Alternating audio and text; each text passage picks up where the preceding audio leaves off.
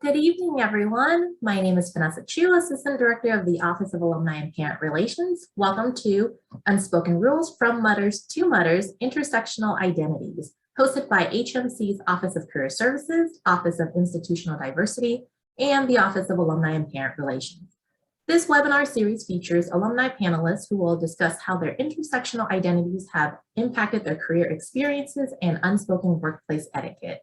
Tonight, we have Matthew Darm, class of 98, Ji Soo Lee, class of 15, and Teresa Ibarra, class of 20 as our panelists, and moderated by Amber Means, class of 23, and Dr. Jennifer Elanese, Associate Dean of Institutional Diversity.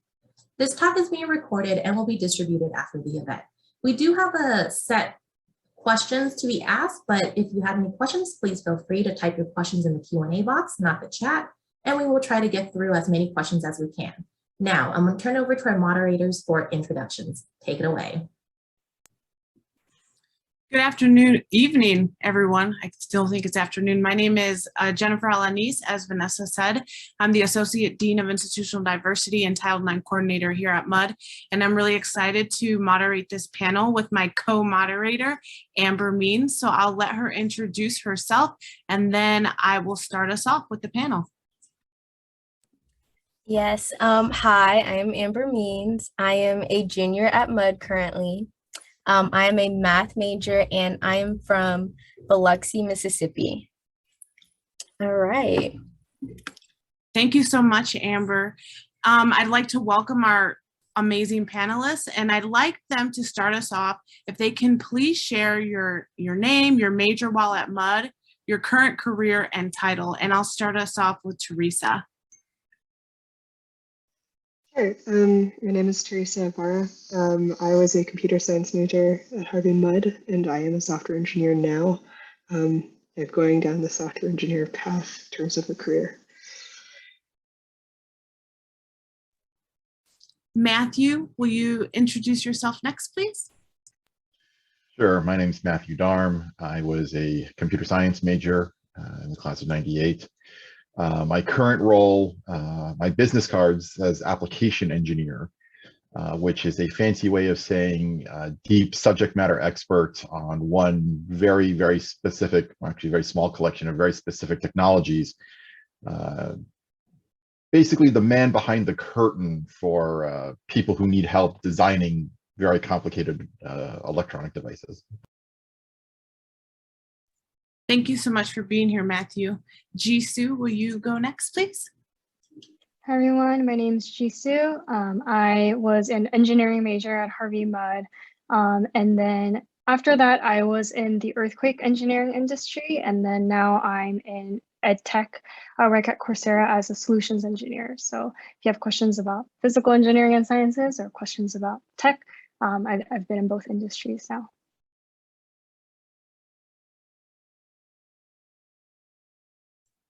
Thank you so much. Amber will ask our next question. Okay, so our first question for our panelists is, in respect to your identities, what is it you wish you had known going into your professional career? And anyone who would like to start us off is welcome to speak. I can give it a shot. So I think something that I wish I had known, and I think this is kind of like with respect to my identity as a former international student while I was at Harvey Mudd. So I came to the US to study in college, and then I don't know if anybody on the call is aware or is not aware, the immigration laws for hiring international students, foreigners is very different from any hiring rules related to hiring domestic applicants.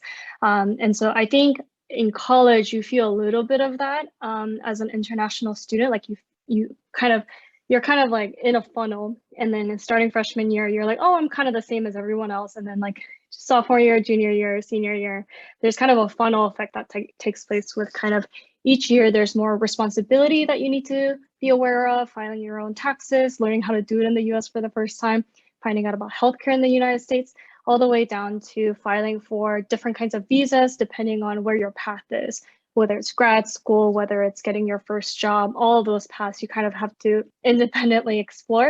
And that's kind of like the tip of the iceberg before you get to being in a profession and kind of really managing all of these experiences on your own. And so I think I wish I had known about it before I started, but then at the same time, I feel like it's also kind of like almost a given that things as an international student are supposed to be a little bit different.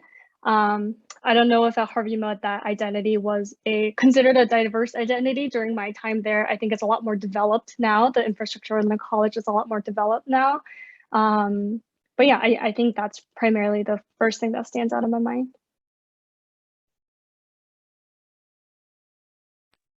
Well, I'll jump in. I think it was something I'd heard and something I'd been told, but not something I really internalized until more than a couple of years after graduation, is the idea that we are all just faking it. Life does not come with an instruction manual. When I graduated, I had a great job lined up, which came with relocation benefits to help me find an apartment. I'd never signed a lease before. I never knew what a lease looked like. Okay. Then I had to get utilities hooked up. What's the name of the power company around here? And over and over again, I think, whenever I get that feeling of that imposter syndrome creeping up on me, which it does from time to time, I try to remind myself that none of us really know what's going on. We're all new to every situation in life every day, and we simultaneously have to cut ourselves a little bit of slack in the pressure we put on ourselves because of that. But I also think it's an opportunity to see ourselves in an adventurous light of let's pick a restaurant that I've never been to.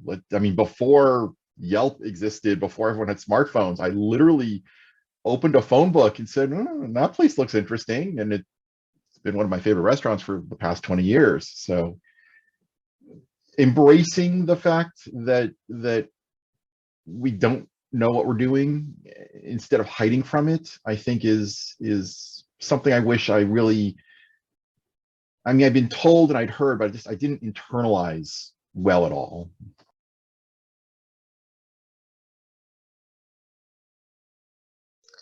For me, when I think I did know this when I was going into my professional career, which I'm very grateful for, is kind of going back to my freshman year at Harvey Mudd. I was an intern with the Office of Institutional Diversity, and we were doing some exercises just amongst the interns of just practicing giving speeches. And the deans at the time were all women of color. They would give us feedback on it, on the speeches, and it would just be a speech about some random thing. It was just to kind of help us practice speaking in front of other people.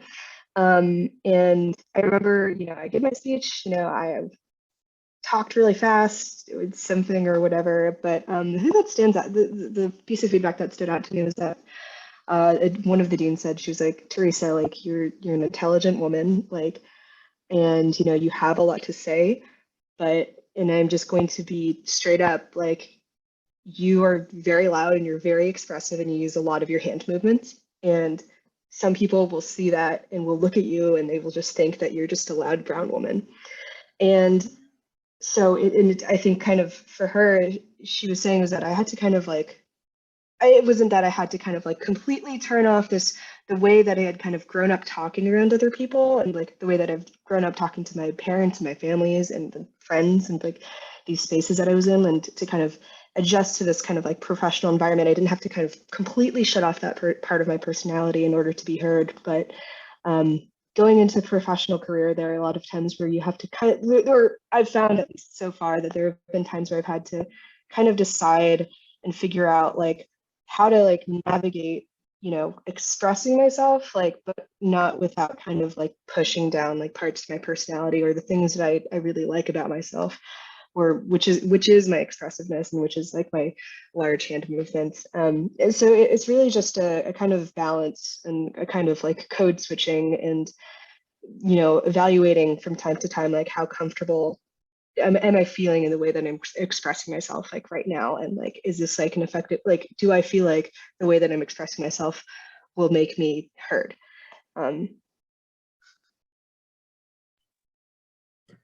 Thank you for answering that first really retrospective question. The next one we have for you is, what were the biggest changes from life at Mud to life at your first job?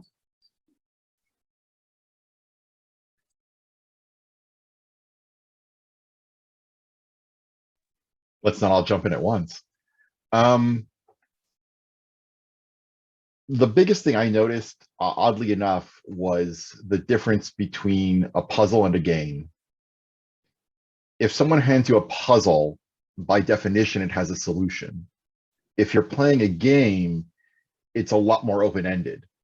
And it's a subtle distinction in some ways, but it's a big one. And when you're in school and you're studying and you're reading and you work a problem set, or you consider a hypothetical proposed by a professor, there's an answer. May not be a great answer, but there's an answer somewhere that you can get to. My first job was with a large, at the time, it was a large cell phone manufacturer. And the first task on my first day at my first job was, here's this piece of code. It does this thing. It's kind of slow. Can you see if you can speed it up? And I spent a day and a half, 2 days, just reading 3 pages of code and studying it before I finally went to my boss and I said, do we actually even need this? Can we just like delete it? And wound up actually just deleting most of it. And that was a very early big wake-up call for me, that everything out here in the real world, there go the expressive hand movements, is way more open-ended. And that can leave you feeling a little unanchored at times, and a lot less sure of yourself. But yeah. I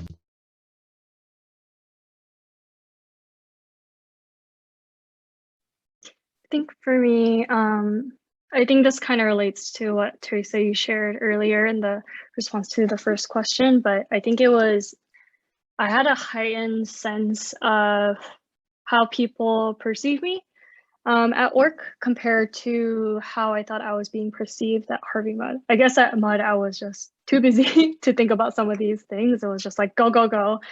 Just go on and graduate and go on to the next thing. And then once I was at the next thing, it was kind of like, okay, like now I'm here. And it's different because at Harvey Mudd, at a school, you're paying to be there, right? Whereas at a job, they're paying you to be there. And so that shift, I think, really hit me.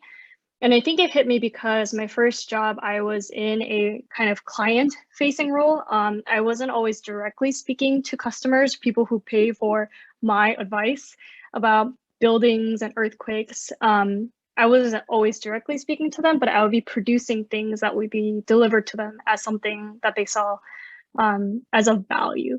So I was in charge of writing reports, creating presentations, data visualizations, and a lot of the work also happened within the office with my manager and my teammates. They were in the office with me, but it was also a lot of it over email, whether it was with clients or different teams from different offices helping our team. And so I think somewhere along the way, I felt like I was being perceived a little differently, perhaps, maybe because of my very Asian name. I started paying a lot more attention to my email writing, looking at examples of how other people write to make sure that I sounded very professional and that my English sounded perfect as I could make it. I think in college, I just kind of glossed over it and I only paid attention when I was writing my clinic report or something like that. But as soon as I got into the corporate world, I kind of wanted to really look like I fit in with the rest of the crowd and really look like, you know, an American consultant as much as I could fake it. And so I think that was the biggest change for me, like mindset wise, going from Harvey Mudd to life at my very first job in engineering consulting.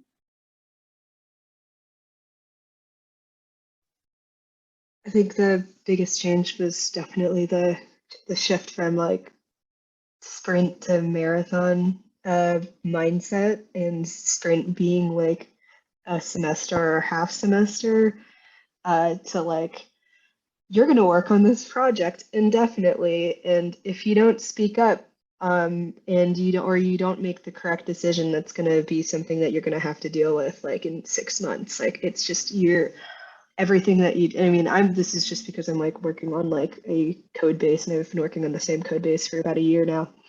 But every single decision that you make is going to go into this kind of big thing, and God forbid you make a mistake. It's actually not, it's not that serious, but like, you know, there's much more of like okay, there are no more like tests or exams, or maybe there'll be a presentation here or there, but it's very much now like it's kind of like you're making this thing and you're expected to make this thing, and you're expected to work on it all the time and kind of like gradually. And it was just, that was like a very, very big difference for me. I think the other thing is, and I think I'm a little bit like lucky that like I really do like my team, but I've heard, and I've kind of interacted with people outside of my team, or have heard other stories from other people at other companies, but like real world is like, the people out in the real world are not as nice as other mudders, I think. And like, even though like the kind of people that I interface with would be like kind of like the same, like they would like look the same as like people would look like at Mud, if that makes sense. Like at my company, people are just not as nice, and I think there's a whole layer of like politics that I just didn't really consider until I got to my first like entry level job. Luckily, I don't deal with it very much at all, but I'm acutely aware that it's on the horizon the more I choose to aim high.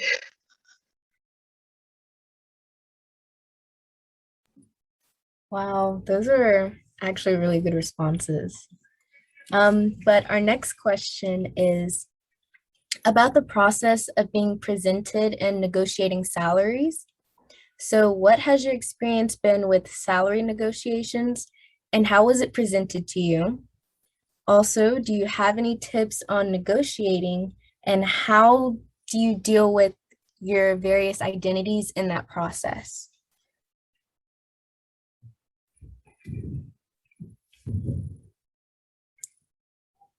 I feel like that was kind of a lot, so I can repeat the question. So again, I also put it in the chat for y'all. okay. It's like 5 questions in one. Yeah.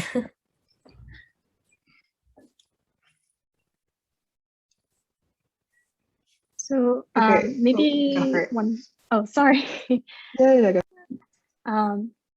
I think for me, just disconnected from my identity, kind of my process for negotiating salary has been that, at least for this current job at Coursera, what I did was I think the way that I negotiated, it was lucky because I already had another offer at the same time. So it was just kind of easier to compare and kind of bring the two at the same table and be like, hey, I have this other thing, do you mind matching? But that's not always possible, right? Not every recruiting timeline happens on, you know, the same day or even the same week.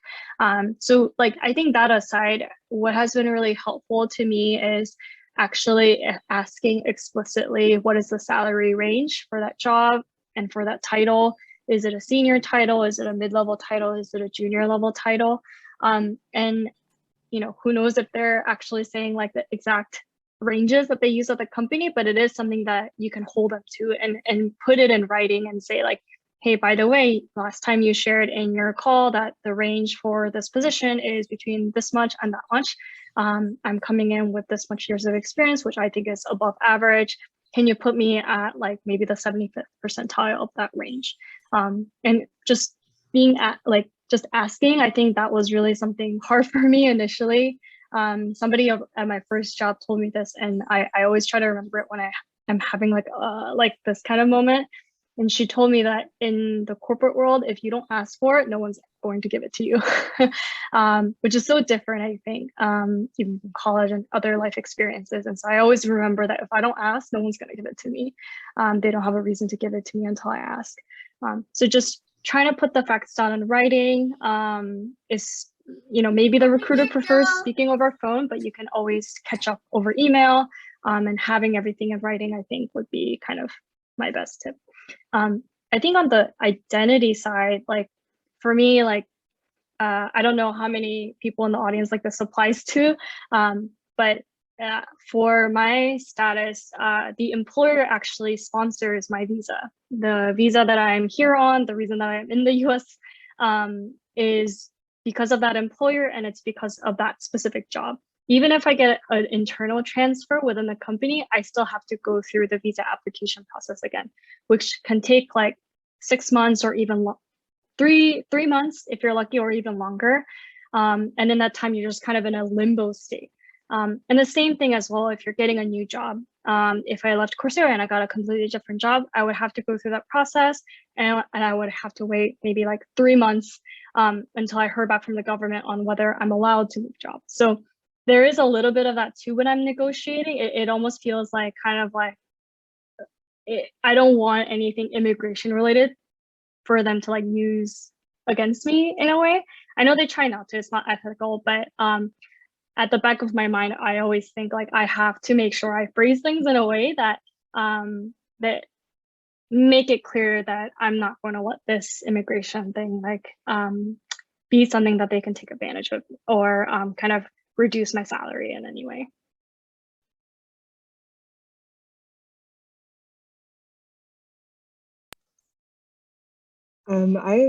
For my most recent job, I didn't negotiate, and I feel terrible saying it because there's the saying that you should always negotiate.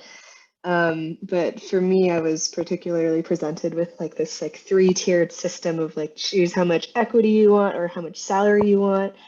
And it just made it really difficult to kind of put in some kind of argument for like, oh, this offer doesn't have very much equity. I'd like to kind of like bring it up to like the kind of total compensation of this other offer I might have in hand. So it was just kind of like weird, and I wasn't feeling very confident, and it was my first job. And even though I'd done like a handful of internships, like I was just like, I don't really want to deal with it. So I'll just kind of take it and like hope for the next one that I can just be a little bit better. So this advice is for myself as well. But yeah, as I mentioned before, I think particularly like with internships, it's a little kind of like hazy, and I'm speaking specifically about like software engineering. But if you're having like a full-time job, always negotiate or do what you feel the most comfortable with. If you like, I'm just kind of thinking. I volunteered for this organization called Code 2040, and it's an organization specifically supporting Black and Latinx students. To kind of go through tech and go through software engineering, because like it was like a really good solid chance at like social mobility. And I honestly believe that like if we are in this position and we're software engineers and we get the job, then we deserve it as much as any other person who also got that job. And there are going to be people who also got the offer who also negotiate. So we might as well just negotiate, because like these companies make large, like they make like imperceivable like amounts of money. Like I work in like the revenue engineering organization like at my company, and I am kind of just, even though just as an engineer, you start to understand like what the costs of like servers, of services, of how much it costs to run a company. And it costs so much to run a company, and you asking for this little amount in the grand scheme of things is not that much. So you should just ask anyway, because you will not, unless you are super rude and just terrible about it, like, which you probably won't be, like, you're not going to lose like the offer. So negotiate or try your best. I know that, like, again, I haven't negotiated for like a full-time job, but like an article that I like referring people to is like this article called 10 Rules for Negotiating a Job Offer. And this man, he talks about how he kind of negotiated his offer at Airbnb. And I thought it was, and I've read a lot of like salary negotiation tips, but I found that to be like the most helpful. And one that sticks out to me, like one of the rules that he gives is that like always have a reason for like asking for more money. And it's just, it like most of the time, like recruiters will kind of just want to be able to kind of like get you to accept the offer, and they'll do what it takes, but they don't want to just give out money willy-nilly. So it's a great article. I can figure out a way to send it to like post it, but like there are a lot of ways to do it, to negotiate that feel kind of authentic to yourself. It also doesn't feel like you're asking for too much, but you also deserve it. So there's that. This is a topic that I mean, I could talk for a whole hour just on this. I did not mention in the introductions, but I've been a principal in a couple of startups, which means I've had to do a fair amount of negotiating, both with my customers and with my vendors. So let's just start with a couple of hard and fast rules. One, never throw out the first number. Okay, the person who names the first number in any negotiation is always in a weaker position. That's just a given. There's lots of game theory as to why. If you're interested, call that reading for later. Number two is a lot of people, a lot of companies especially, like to talk about their close-knit community, we're like family, blah, blah, blah. You are engaging in a business transaction. And that business transaction, in the case of a job, is you are trading your labor for money and other benefits being equity, other benefits being health insurance, other benefits being, you know, maybe a gym membership, or, you know, one guy I hired, I always had to have a shower in the bathroom because he would bike to work and he wanted to have a shower where he could shower and change before, you know, actually sitting at his desk. It's the same thing as if you were negotiating over anything else. I mean, if it's two people and one of them has magic beans and the other one has cows, they still have to come to an agreement as to how many beans for how many cows. And don't let people, don't let yourself be drawn into that. This is an exciting place to work. This is, you know, we're like family here. Those are things that tend to turn people off to negotiating because they see that as they see negotiating as mean or rude or cruel or you know, the bad, evil businessman type. But you're executing a trade, and you should, you know, both sides should only be involved in the trade if it makes sense for both of you. And I think probably the other thing I'm trying to remember now because I'm having a senior moment and I can't remember the last point I wanted to make.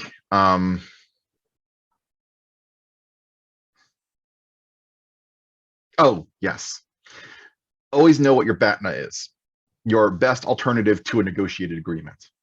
In the case of a job, this is true of any negotiation. In the case of a job, if you're interviewing with Acme Hammers to be a hammer manufacturer, you know, work on the assembly line or whatever, they're offering you money and you don't like it, what's your best alternative if you say no to this deal? Know where that is for you. Some people call it your squeal point. You know, what is the actual bottom that you're willing to take? That's a complicated number. I should say it's a complicated thing sometimes. There's a lot of things that can go into that. Money is one. The type of work you do is another. Nonprofits traditionally pay a lot less, not only because they have less money, but because a lot of the people who work there do so because they're very invested personally in the mission of the nonprofit, and that satisfaction is a form of compensation. you're going to have to pay me a lot more to do a job I hate than a job I love. For me, I have a lot of health issues, as does my wife. Without going into too much detail, the medical benefits are absolutely critical. And, that's a key part of any discussion. And, circling back to something that G said, I get contacted by recruiters all the time, oh, I've got an interesting position, someone's hiring. What's the salary range? For me, where I am at my point in my career, if you can't answer that question, thanks, but no thanks. I'm very conscientious of how I spend my time. I'm very conscientious of how recruiters spend their time. If we're not in the same ballpark, there's no point in having a conversation. As for identity, I think that really goes into one of the things I said is you're selling your labor, you're selling your expertise, you're selling your knowledge. It's actually something I tell people who work for me. If you're in a meeting and you have a question or a concern, say something, because I'm paying you for your expertise and your knowledge, not your good looks. And if you sit there and you don't say something, then you're basically depriving me of what I'm paying you for. When you're trying to get hired, when you're trying to find a job, what you need to consider is how you appear to that other side. What are they seeing in you that makes them want to hire you? And that's different. Where as a new graduate, you have a prestigious school on your diploma, you have an impressive set of courses, you have a lot of grades. As someone with more experience, you look at what I've done in the past, the types of companies I've worked for, the types of programs I've worked for. But there's also a lot of subtle things, like just, if you dress better, if you pay attention to your appearance, you're more likely to get an offer, you're more likely to get a better offer. I'm not saying it's right, I'm not saying it's fair, but I'm saying it is. In fact, after this is all over, I recommend that you all go back and pull up the email that invited you to this event and take a look at the headshots that each of us submitted to use in the email. And you'll notice that they all look pretty decent. And I'm willing to guess the others may have actually all been professionally taken, or at least, someone worked to touch them up pretty nicely. It's little things like that which can make the difference in how people see you. I remember, sidebar, listen to your mother, kids. When I graduated in 1998, I was home for winter break between 97 and 98. I'm originally from New York. My mother took me into Brooks Brothers, the menswear store. And we went there to get a suit so I could interview. It might have been in the summer before. I could be on the timeline. I asked her why there, of all the places you could go. And the answer she gave me was that whatever we bought there, I would walk out looking well-dressed and conservative, which would make me attractive to potential employers. And damn if she wasn't right, Again, I'm not saying it's right, I'm not saying it's fair, but controlling that image that you present and presenting the parts that make you attractive to somebody, that can make a big difference. But as Teresa said, you also have to be honest with yourself, at least as far as you need to be. I also tell people, you need to be able to wake up and look at yourself in the mirror every morning and live with yourself. Wherever that line is for you personally, and it may take some exploring and some stumbling to find it, but you are your most important constituency to keep happy. So, that whatever you do has to somehow fall in keeping with your own ideas and your own values and your own desires about how you're perceived by the people around you. Sorry for sucking all the air out of the room.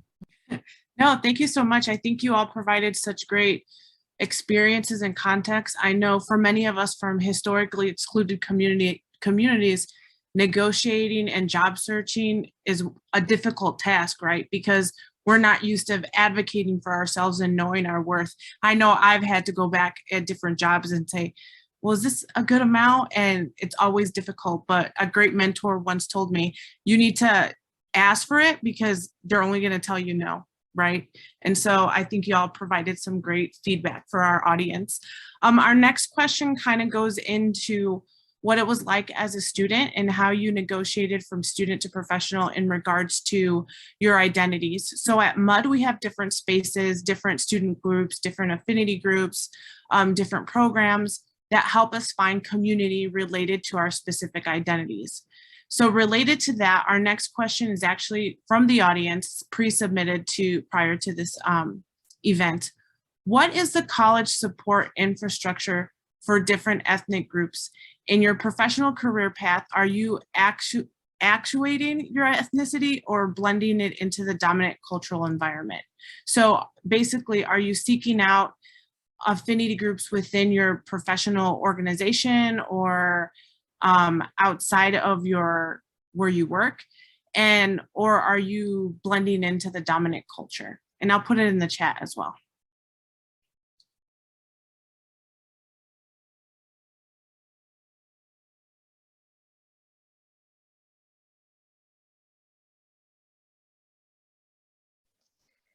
I can speak about the college support infrastructure just because that was most recent for me, and I was supposed to know this for my job when I was a senior.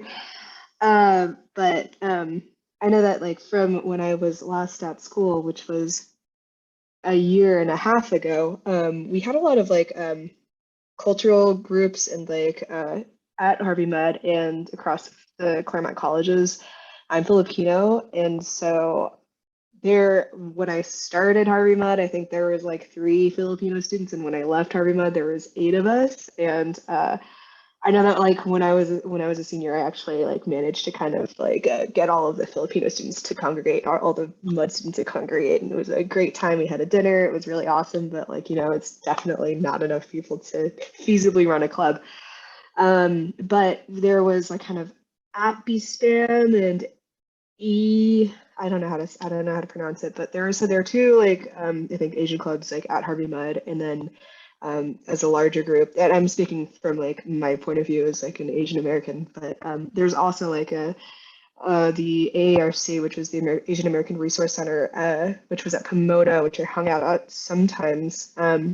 I know that there's infrastructure like the Office of Institutional Diversity that kind of like works with a lot of these groups and can, if you are a student at the time and you're interested in getting connected with them, there are people to go to about that. But even outside of like ethnic groups, there are a lot of other groups as well. I know that I identify as queer, and so there are also like groups that are kind of centered around different parts of your identity that exist. There are definitely like, I think like a club for queer people. I'm not exactly sure what the correct terminology is there. That was active while I was at Harvey Mudd, and there are many more, but those are the things that I can think about and off the top of my head that were relevant for me at least. In my professional career path, like even as an intern, I really gravitated towards like ERGs or like employee resource groups, just because there are not a lot of people that like look like me in my field, and I can count the number of Filipino people I know in tech on 2 hands. So if I have the opportunity to go to ERGs, like I'm gonna go there and I'm gonna hang out and it's gonna be great. But like otherwise I'll kind of go back to my team and just like as I kind of mentioned before, like conform as much as I need to. I think it's been really good to kind of be in those spaces because like there are not a lot of it's kind of hard to find spaces like where I kind of feel comfortable having the dynamic of both like being in tech and also being Asian. Because if you look outside of like that workplace, you might not find like there are going to be like people are going to be coming from like literally all kind of like industries, all kind of like professions. So it's like nice to have that in the workplace because people will probably understand where you're coming from when you have that kind of smaller scope to things. I think like I think a lot when I kind of hear this question. I think a lot about the way that I dress. I really like clothes. I really like fashion. I really like being feminine, but I also like being masculine. And like that is like very different from like a lot of kind of like typical software engineers that I've seen, at least when I was working in San Francisco. Like I would actually show up to my interviews. Like it's kind of funny. I would show up to my interviews like not in like a suit or like a nice dress or anything, but I'd really show up in like a hoodie and jeans, like to be like, okay, I can hang, I'm wearing a hoodie. But I know that usually typically like in internships and in this full-time job, like once I get the job, I will go in wearing pretty much whatever I want or what I feel comfortable with. Like, because it's like you already hired me. You can't take backsies. Like this is gonna be the way that I present myself today. So and I've actually found that to be like something that like people really like. And then like it's like a topic of conversations that I'd have with my coworkers of like how I'm expressing myself either in my clothes or in like the things that I have on my desk. Like just I like to kind of, you know, as I mentioned before, like balance it. But I think it's most fun to kind of bring your authentic self as much as you can without kind of compromising. Like I don't know how to say it, but like, you know, there's just like a line that you have to toe when it comes to kind of judgment of like these parts that you bring out about yourself. So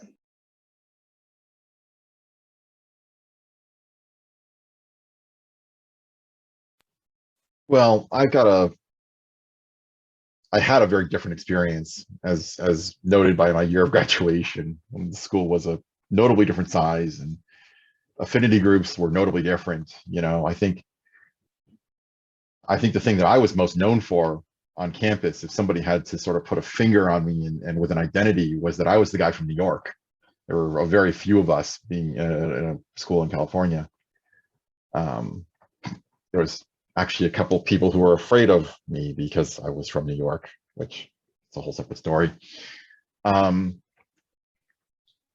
terms of identity in my professional career, I think I approach this a little differently than a lot of people in that, well, like I'm sure some of you out there watching, my parents are ethnically mixed. They're from different, not only different ethnic backgrounds, but different national backgrounds. They have a really great meet cute story. One of the things they very deliberately and very conscientiously chose when I was born was they wanted me to be an American, not a something American. And they washed away a lot of my cultural heritage. And I tell that to people, and a lot of them get very sad and ask me, do I miss it? I can't really miss something I never had. So I don't feel drawn to participate in a lot of these groups. I don't feel the membership of the club, as it were. The flip side of that is how people perceive me.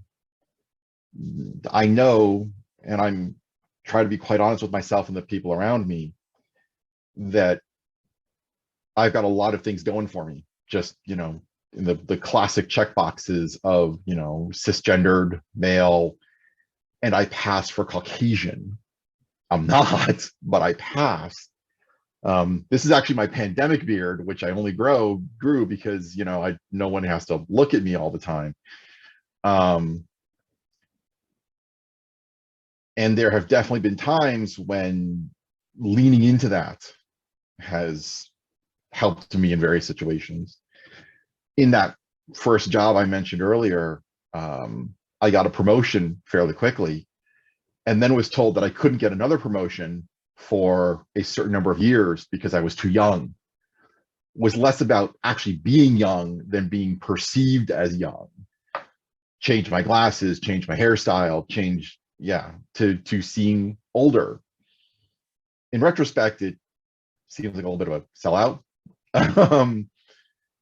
At the time, I was working a problem that was in my way. I'm not going to say I'm not going to recommend that approach, but I'm going to say go there at your own risk. Now, what I try to do at this point in my career is planted firmly in that I can walk amongst the majority groups very freely context. I feel very comfortable pointing out and saying, that's not right, you know, and calling out misogyny in my industry, unfortunately, as I'm sure Xi and Teresa can attest to. I was once sitting around a lunch table when somebody used an anti-Semitic expression to refer to my operations guy negotiating over component prices. He didn't even think twice about it. Where he grew up, that was just a saying. And I kind of jumped down his throat without even thinking about it. And I don't think he's used that expression since, and that was like 15 years ago. I think that's the way in which I see it most in that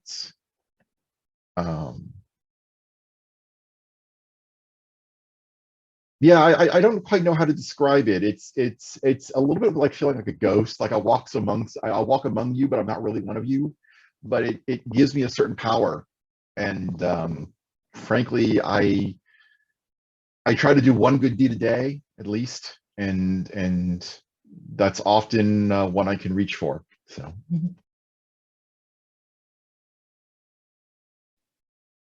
I think for me, ethnic groups, particularly as my identity in the United States, is a little different for me. I did a talk for Harvey Med earlier on this whole topic, but I realized, like, I think 3 months into college that I couldn't identify as an Asian American. I don't know why I thought I could, but I'm not American, right? But I am Asian. And I thought by going to AppySpan, by doing all these things, I could fit in and I could absorb all of these Asian American events that have been set up. And it didn't turn out to be the case because I didn't grow up here. It's not, it's not home for me here. And so I think like ethnic identity is a little bit weird for me here, because I think a lot of the times some structures are set up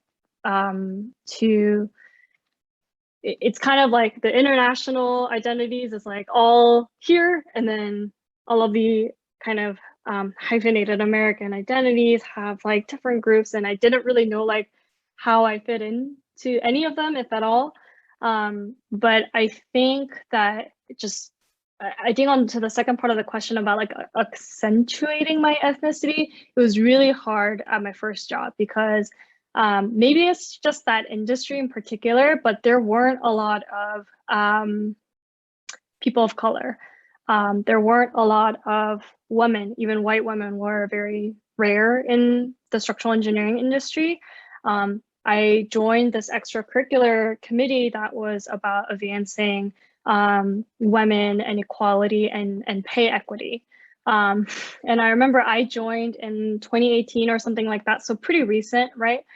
And we would do this national survey about pay equity, see if women are being paid the same as men, all of that. And I remember looking at the survey for the first time and I realized that ethnicity or race was not a question that was asked. It was an anonymous survey and you could skip those questions if you wanted to, but it was just not a question. Only gender was being asked on the survey, which I thought was very strange.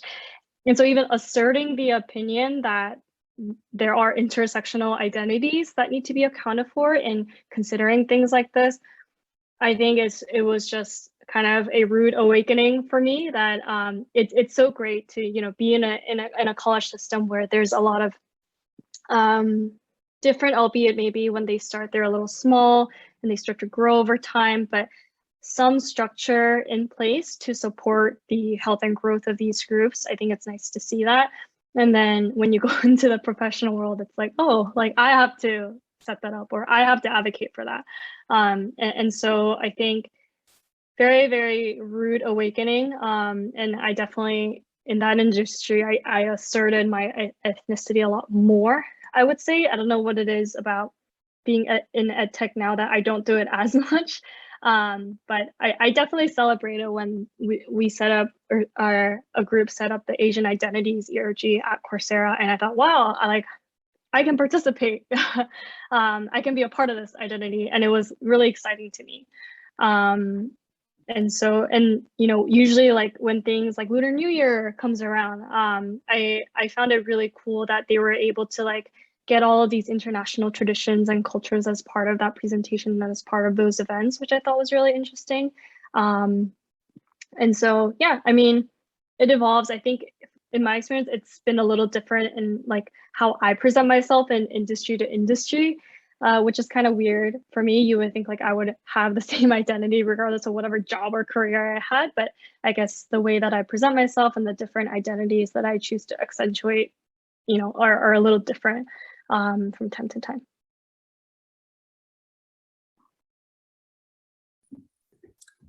Wow, thank you. So we have another question. We're kind of getting close to the end, but the question is, what are some advantages and disadvantages you've experienced in your education or career that attributes to aspects of your intersectional identity? And what are some things that have empowered you to move forward despite the disadvantages?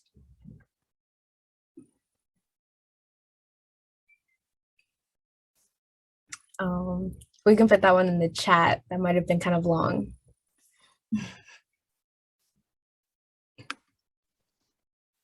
So I have like a specific experience. It was very in vogue in like a few years ago to just like write Medium posts about anything. And when I was an intern at Slack, I had, right before I'd started my internship, I identify as somebody who's like neurodivergent. And I wrote an article about like what it was like to be neurodivergent at Slack, and what it was like to kind of be supported by that community, and kind of talking about like ableism, talking about like this thing, accessibility in tech, and like why it's important and how it manifested at that company. And I remember like people were really responsive to it, like really they were like, wow, this is really great, thanks for sharing this, people were really receptive. But I noticed that like when I was at the time, I was also interviewing for internships for the next summer, and there's this one really prominent tech company that just kind of, without saying anything, they just immediately terminated the interview process. And I always like think of that, and I always can't help thinking, it's like, man, was it because I said something that they terminated it? Just like without any there was no interview, they were just like, we just decided to kind of stop the process. And so, I think like the advantage of it was that like, I think by talking about things, I was able to meet people who were a lot more like me. Like I think in that period of my life, I was able to kind of connect with a lot of people who were like me, who were also struggling with like, health issues. And they still kind of continue to be my friends to this day. They're some of the most important people to me. And I can really relate to them, and that's really nice. But at the same time, I'm always kind of have this kind of reminder looming over me. It's just like, if you share too much of yourself, like it can backfire on you. Like I actually remember my mom saying like, why would you say that in that blog post? That's a bad thing. I'm like, you know what? She's probably right. Like she said it in her own way, but it's like a authenticity, and I've been talking about it the entire night. But like authenticity is a kind of a difficult line to toe. I mean that like there are places that really do and will truly value for who you are, regardless of like these identities or things that might be considered like something that's just like kind of almost unspeakable for a lot of professional places.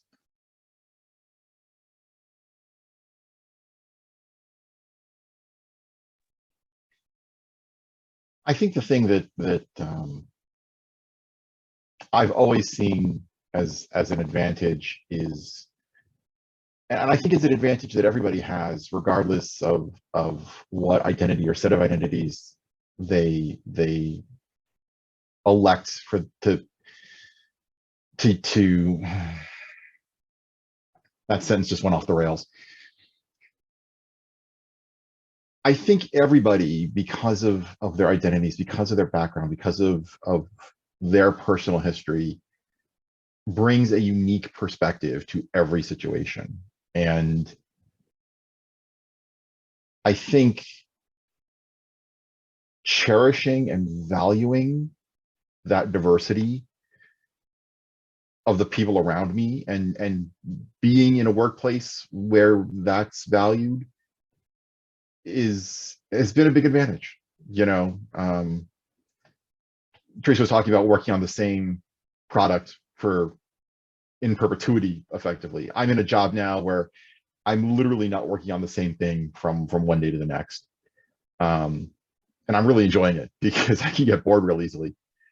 But I also have a boss that supports me when I go fire up a skunkworks program and spend a couple days writing a piece of code to solve a problem that they didn't even realize was a real problem, but I was just getting annoyed at. And they value that diversity and they value that difference of perception, that this is a problem and I can solve it. And so I'm just going to go do that and they can catch up with me later. The disadvantages, I think, also, though, come from letting people, no, I don't want to say let. The disadvantages come from the way that others around you can put you into categories with or without your permission. And the thing that always bugs me, and one of the great regrets of my life, and when I talk about the great regrets of my life, I'm talking about, you know, things that I can count on the fingers of one hand. I used to enjoy art as a kid. I mean, when I was like elementary school aged, and no one around me, I mean, my parents were kind of encouraging, but no one else was. None of my teachers or any of the other adults in my life were. I was the Asian kid whose parents were molecular biologists. My path in life was clear. I mean, if I had gone to Swarthmore instead of Harvey Mudd, I think some of them would have had an aneurysm. And there's a degree to which I didn't get to explore that option. It just, I was in the wrong box at the wrong time and at an age when I couldn't really express what was going on or change my course. And I'm always, one of the things I'm always kind of thinking of is how do people see me and how do people perceive me and what are they thinking?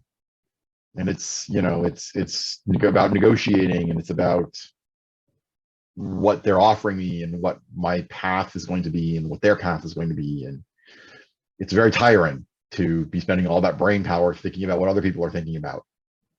But yeah, it's a two-sided coin, right?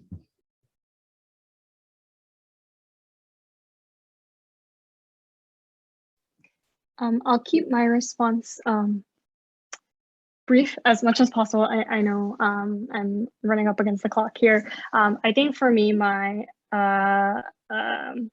unintentional advantage that I have is that I sound quite American and North American. I don't know. Or I guess people in the United States would say that I don't have an accent. But I think for me, it's kind of, I don't like to call it an advantage, but I know that in a world where I think non-American accents are treated as something that is not always appreciated, it has been helpful to be able to like maybe jump on a call, and I think some people assume that I am something that I am not, and maybe share some things that maybe they wouldn't share with me otherwise, or treat me in a different way. I feel that sometimes I I don't think I always like call it out and say like, I don't think you would have, you know, been this attitude with me had I had an accent, or had it been more difficult for you to communicate with me, et cetera, et cetera. But I know it. I definitely feel it if I am in more tense situations, like at the airport, right? And I'm scanning in my Korean passport, right? But in a corporate setting, like I think a lot of folks assume that I am an identity that I am not. But at least I can use that as a way to act as an ally for perhaps those who, you know, maybe don't have or don't sound the way that I sound, or don't sound the way that a lot of other people sound. And it's not a bad thing. It's just different. And there's just not as many of those folks in the room as there should be. So that's, I think, one advantage that I have. I think the disadvantage that I have, again, is really just like this intersectional like identity of being identifying as a woman, identifying as Asian, but then also identifying as a foreigner. And like I know that when I put that I need sponsorship for this job, I may not be considered as a priority candidate just as a result of not being born here. And I have had comments either thrown at me or overhearing that I should just be grateful that I'm here and that somebody wants me here. And kind of going through that while being on the job search, or even like recruiting, like I've recruited interns for my team before, and like hearing from HR that there are additional barriers to hiring an international person, and being aware of that, I think, is a disadvantage. But it's also kind of, I think what empowers me is that like, if I give up, then I'm kind of losing to the system. So I'm like, no, I don't want to, I don't want to lose to the system. It's not always the best like empowerment mechanism, but sometimes it works.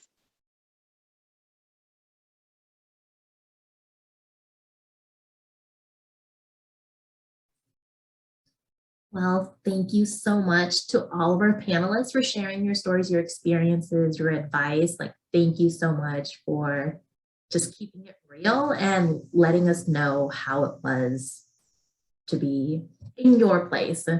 And also thank you to our moderators for moderating this talk. And thank you to our audience for your questions and for attending this event. Keep an eye out for our next Unspoken Rules from Mutters to Mutters. We will be having another one in November. If you are interested in being a panelist for this series, please contact us at alumni@hmc.edu. Thanks again for joining us, and have a great night.